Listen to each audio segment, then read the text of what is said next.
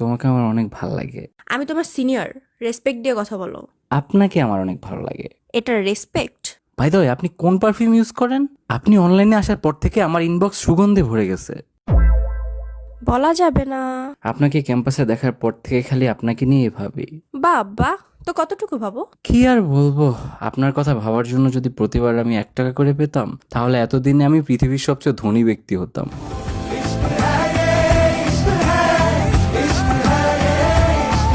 থাক, এত ভাবা লাগবে না আর। আমাদের বাসায় বারবার কারেন্ট যায়, আপনি একটু আমাদের বাসায় আসবেন প্লিজ। কেন? আপনার রূপের আলোতে আমাদের বাসা আলোকিত করবেন।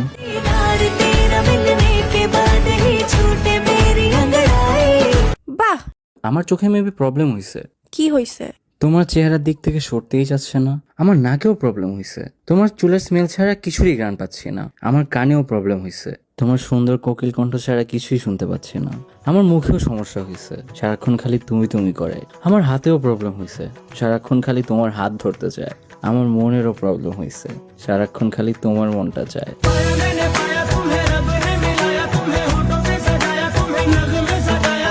শেষ হইছে?